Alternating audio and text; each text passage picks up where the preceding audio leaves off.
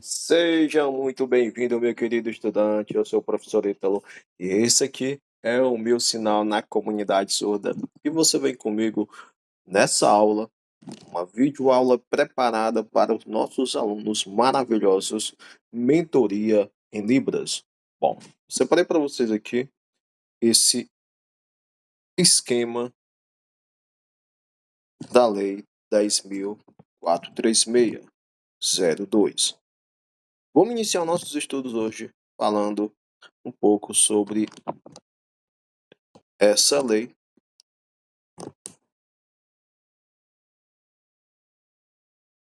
Qual o objetivo dela?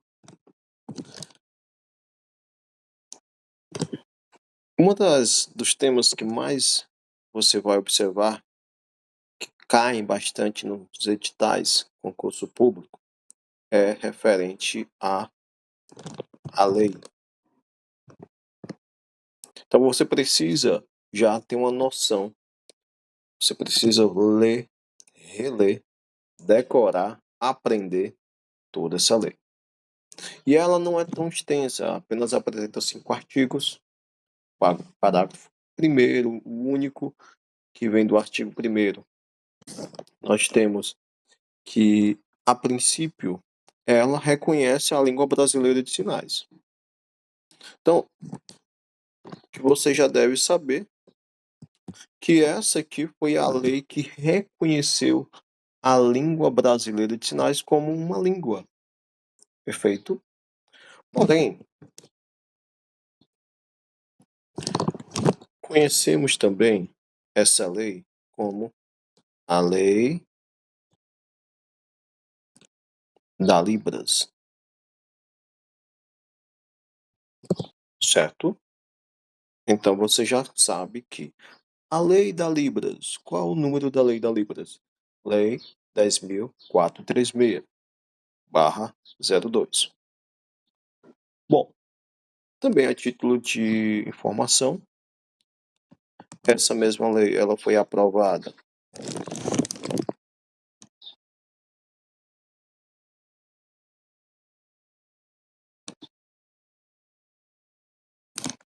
no dia 24 de abril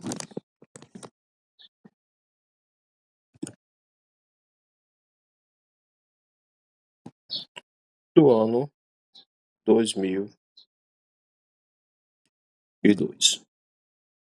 Maravilha? Perfeito. Então você vê que é uma lei que é bem recente, tá? Agora no 2025 completou-se aí 23 anos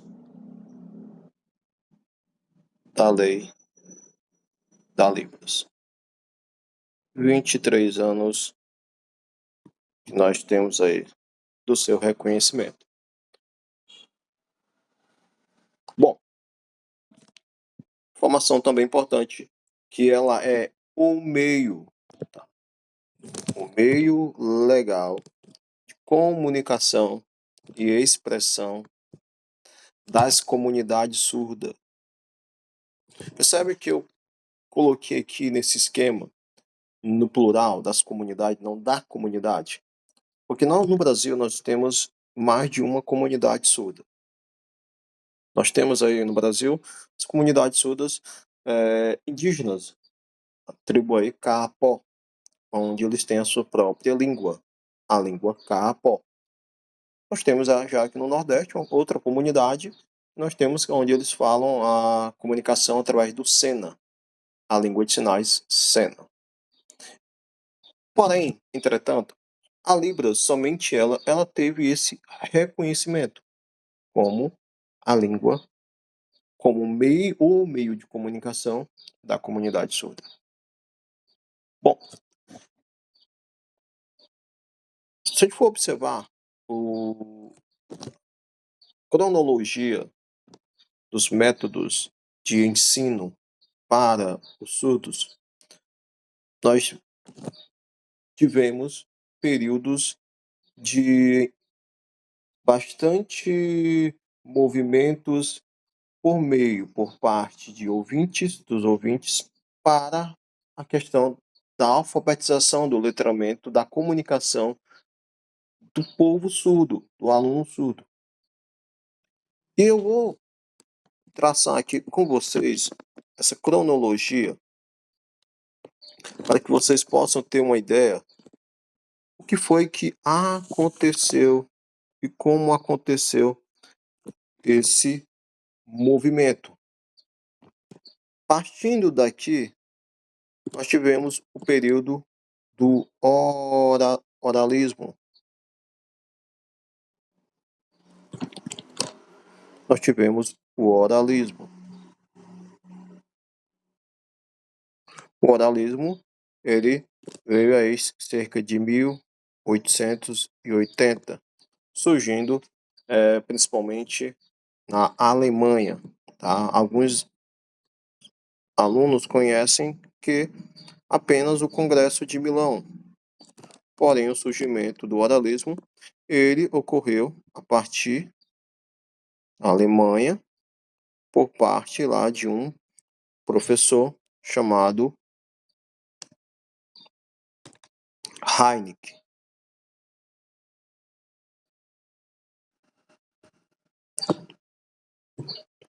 Ele foi o que tornou a questão da comunicação do ensino e alfabetização do surdo, tornou viável a questão do oralismo. Oralismo. A partir de então, nós tivemos também um dos fatos bem conhecido, como você já sabe, Congresso de Milão.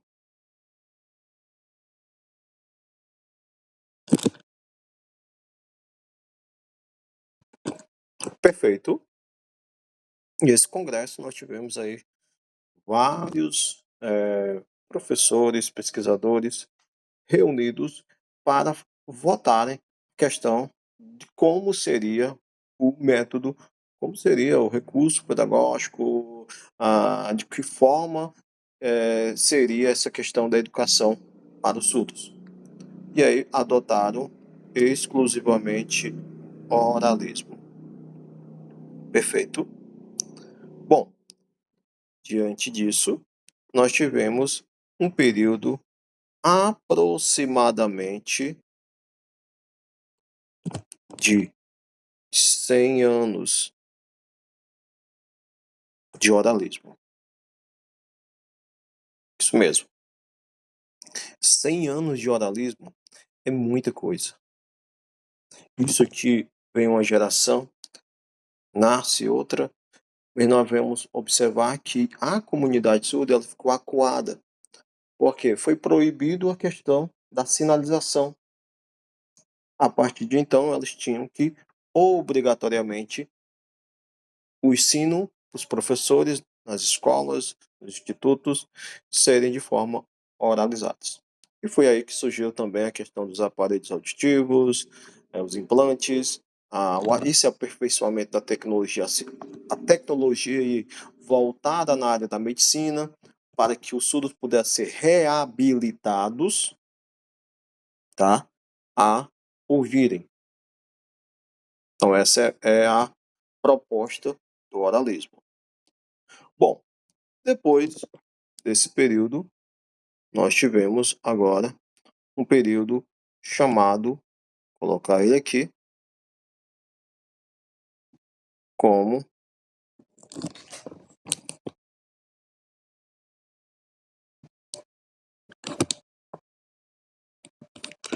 comunicação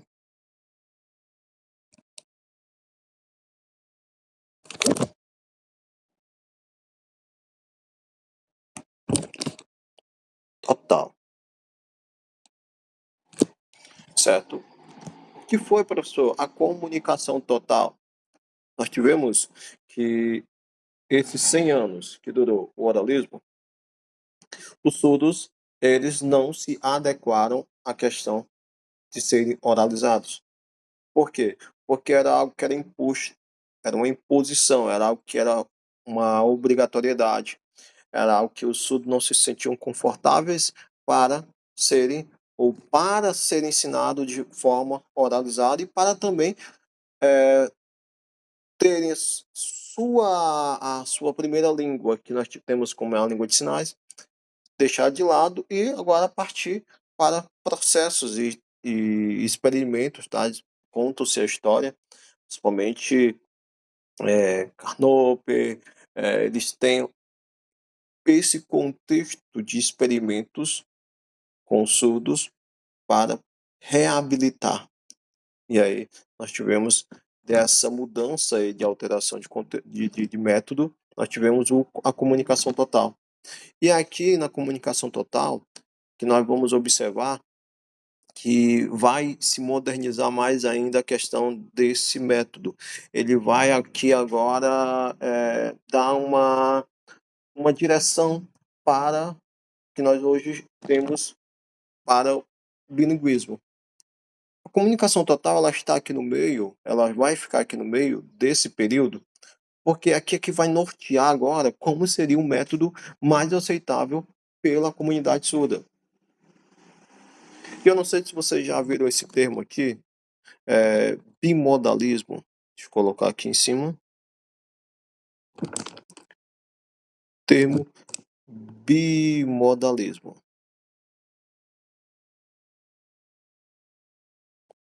O bimodalismo é uma prática quando a gente trabalhamos com duas línguas ao mesmo tempo.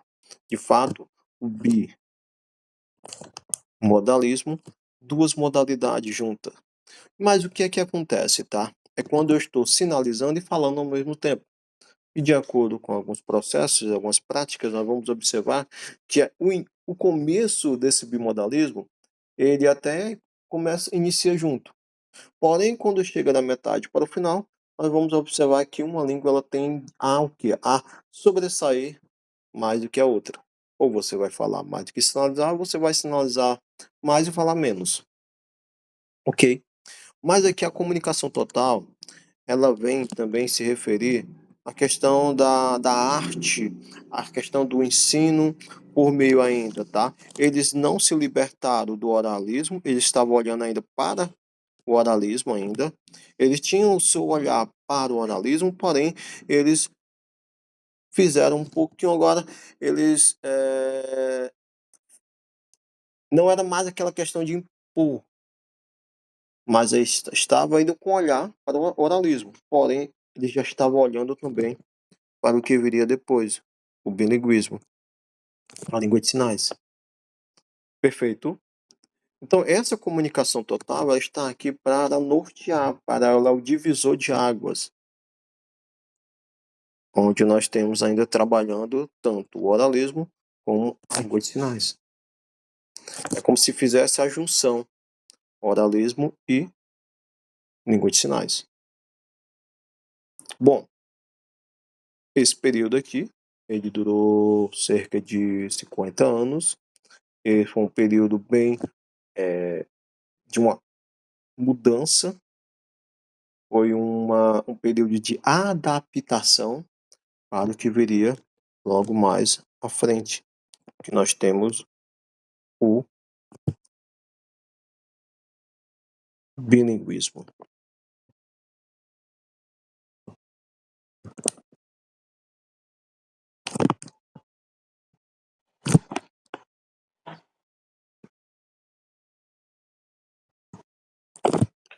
Perfeito. E o que foi o bilinguismo, professor? Agora sim, nós temos o bilinguismo, ele de forma mais aceita pela comunidade surda, porque aqui ele vem dar ênfase à língua de sinais, ainda continua sendo sim, duas línguas, mas nessa parte aqui de o bimodalismo, duas modalidades, o bilinguismo, ele dá ênfase o quê? Primeiro ponto, e que eu vou colocar a língua de sinais, como a gente está falando do todo, a língua de sinais,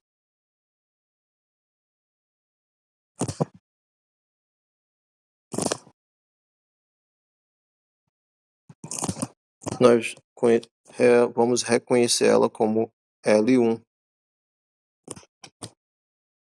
como a primeira língua do surdo. É a valorização.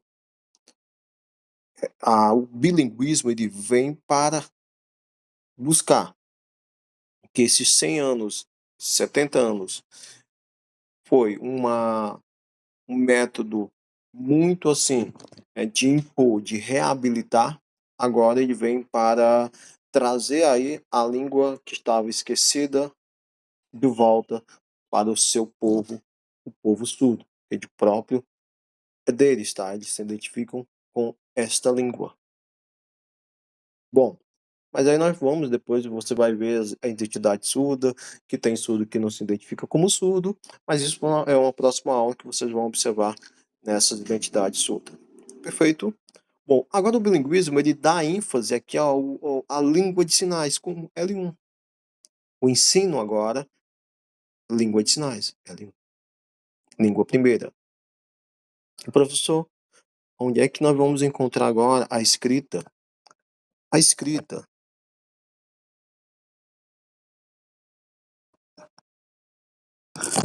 será a parte L2. E quando eu falo da escrita, eu falo de que você imagina agora no idioma, português, inglês, espanhol, francês, ok? Aqui o ensino do português não é da forma oral,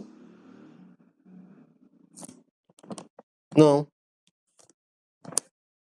não vem mais como oral, mas o ensino ele é baseado aqui através da escrita. Perfeito? Não aqui. E a escrita, a língua oral aqui, ela vai ser introduzido na questão da alfabetização para o aluno surdo de forma através da escrita, desse letramento, alfabetização, é de forma escrita. Ok, entendido aí? Professor, para eu aprender tudo isso aqui, para eu decorar, eu formulei uma mnemônica, tá? Onde você vai agora de vez pegar essa dica agora para decorar, para aprender. Você vai fazer o seguinte, você vai fazer o quê? Orar como orar como bi, ok? Vamos orar como bi? Ora como bi, gente. Por quê? Ora, oralismo, como comunicação total, e percebe que ele está bem no meio, e bi, bilinguismo. Perfeito, é isso daí. E aí, tá gostando? Se você ainda não é inscrito no canal, se inscreve aí no canal do Professor Ítalo. Aqui você tem os melhores conteúdos e a minha mentoria, o meu acompanhamento toda semana, tá? Temos esse acompanhamento e essas videoaulas gravadas. Além das aulas ao vivo, você também revisa aqui juntamente com o professor. Perfeito. Vamos aí para a próxima. Nesse esquema aqui, nós temos que a lei também ela vem para promover a inclusão social, gente. Estão garantindo que as pessoas surdas elas tenham acesso à comunicação e à informação. E essa informação em sua língua, promovendo sua participação plena em diversas esferas da sociedade, onde nós temos aí na área da educação, saúde, trabalho e etc. Tá? A gente vai observar mais aí na frente, na questão dos serviços públicos, de como é que essa lei ela tem que ser aplicada. Ok? Garantindo o acesso à educação. Aqui é um resumo, tá? Uma introdução. Esse acesso à educação, como você já viu lá anteriormente, assegurando o direito de usar a Libras como primeira língua em instituições de ensino. Hoje nós temos a questão do ensino da educação inclusiva e a educação bilíngue. Ok. Professor, qual é a diferença da educação inclusiva e para a educação bilíngue? Bom, você vai observar o seguinte, que a educação inclusiva é uma educação que ela pega um indivíduo surdo e coloca em uma turma de ouvintes. Nós estamos incluindo, nós estamos fazendo uma inclusão. Essa é a educação inclusiva. Tem profissional? Tem um professor? Existe sim, tem no mínimo um intérprete de Libras para atender. Bacana. Já em educação bilíngue, nós temos o quê? Uma sala bilíngue, uma escola bilíngue, na verdade, não uma sala, uma escola bilíngue, com uma educação para os surdos. Nessa escola, professores são surdos, a maioria, na sua maioria, os alunos são surdos, e aí nós falamos de educação bilíngue. Ok? Bom, incentivando a formação de professores bilíngues, a Libras de português, e a inclusão da Libras nos currículos. Professor, por que é que eu tenho que observar isso aqui, bilíngues? Por quê? Dois, língua, duas línguas. E nós estamos trabalhando aqui nesse esquema, nós estamos trabalhando duas línguas, a Libras e o português. Ok. Então, por isso que nós temos esse termo bilíngue, porque duas línguas. Libras, primeira língua, e o português, segunda língua, a forma como é que ela é passada, a escrita. Maravilha. Vamos lá. Promovendo a utilização de materiais didáticos bilíngues e a adaptação no ambiente escolar. Nessa introdução também, você vai observar aqui, próximo tópico, assegurar o atendimento em serviços públicos, exigindo que o uso da Libra seja respeitado e que haja disponibilização, observe aí, intérpretes de Libras em órgãos da administração pública e em instituições em atendimento ao público, incluindo serviços de saúde e assistência social. Bom, na teoria, é uma coisa linda, tá? A lei é linda, mas quando você vai para a realidade, você vai ver que ainda há um abismo, tá? Falta bastante ainda questão dessa acessibilidade, principalmente nos serviços públicos. Ok, eu tenho colegas meus que são surdos e eles, quando não podem ir ao hospital sozinho, porque lá, se eles forem, eles não têm como serem atendidos, porque por falta de comunicação na sua própria língua, na língua de sinais. Então, geralmente, um surdo ele tem que andar sempre acompanhado por um parente, por um pai ou uma mãe, para quando for uma consulta ou assim.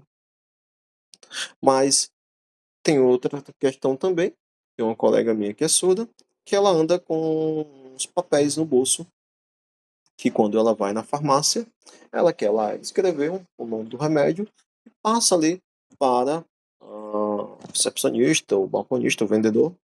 Ok. Bom, por quê?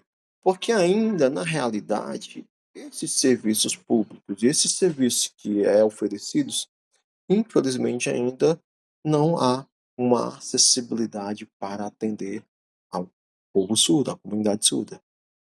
Ok. Outro ponto importante também nessa introdução é valorizar a cultura surda, gente, promovendo campanhas educativas sobre a Libras e o reconhecimento da identidade e cultura da comunidade surda. Nós temos um dia aqui no Brasil, onde nós comemoramos o Dia Nacional da Comunidade Surda, o Dia Nacional do Surdo, tá? Vamos falar assim, do surdo. É no dia, lembram? Dia 26 de setembro Anotem aí, é muito importante essa data. Nós comemoramos o Dia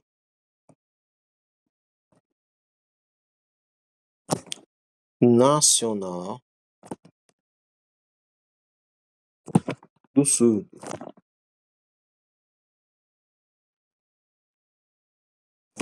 Ok, importante essa informação. Não faz parte da cultura, os artefatos culturais da comunidade surda. Nós temos teatro, nós temos movimentos, nós temos aí comunidades que se reúnem, nós temos que esses artefatos, a literatura surda, tudo isso faz parte da cultura surda. A própria língua, a língua de sinais, ok? Muito bem. Bom, e nessa introdução, para finalizar com vocês aqui nessa primeira parte, já que a gente vai para a segunda parte, mas nessa introdução aqui, a mentoria em Libras, e é essencial que você saiba que a lei ela busca conferir três pontos importantes que eu vejo, principalmente na Constituição Federal de 88, e também baseado na Lei 10.436, que é a dignidade, equidade e a cidadania. Por quê, professor? Para que assim nós possamos ter de fato uma inclusão de verdade, que seja uma inclusão digna, observando não na questão da deficiência, mas no ser. A boa parte das pessoas não sabe o nome daquela pessoa. Ah, ele é o surdo. É o surdo. Ou quando não é no diminutivo. É o surdo. Mas você sabe o nome dele? Você conhece, sabe onde ele mora? Não sei, só sei que ele é surdo. Porque quando a gente tem essa visão apenas na deficiência, a gente pouco se preocupa com o lado do ser humano. Então, antes de tudo, essa dignidade, viver de forma digna, tá? Que possa ter um atendimento. Então, a lei ela vem para isso, para fortalecer ainda, para apoiar mais ainda a questão da equidade, gente. A equidade é diferente da igualdade, né? Você sabe. A igualdade a gente quer parear aqui, ó, todo mundo junto, mas não atende à necessidade de todos, não é universal. Mas a equidade, ela sim busca atender a todos, mas que ela vem atender de forma com cada necessidade de cada pessoa. E a cidadania, né? Isso é algo importantíssimo para que o surdo possa ter e ser, ok? Bom, vamos finalizar por aqui essa introdução do nosso esquema Lei 10.436. Nós voltamos daqui a pouco para dar sequência o que é Libras e assim nós vamos resolver questões também. Ok? Assistiu a essa parte aqui? Faça um pedido, compartilha, aperta o joinha aí, tá? Você conhece alguém que está estudando para concurso de Libras? Eu aqui, ó, você pode estudar juntamente comigo. Porque você já sabe, os melhores alunos, os alunos mais lindos do Brasil, estão aqui com o professor Ítalo. Então, venha ser lindo também, ok? Forte abraço e eu te vejo já já.